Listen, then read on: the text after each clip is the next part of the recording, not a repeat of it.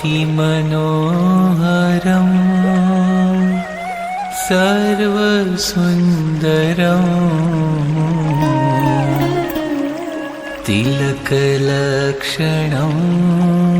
चञ्चलेक्षणम् अतिमनोहरम् सर्वसुन्दरम् तिलकलक्षणम् चञ्चलेक्षणम् अतिमनोहरम् सर्वसुन्दरम् तिलकलक्षणम् चञ्चलेक्षणम् विबुधवन्दितं स्वामिनाथ ते वपुरिहास्तु नो नित्यदर्शने।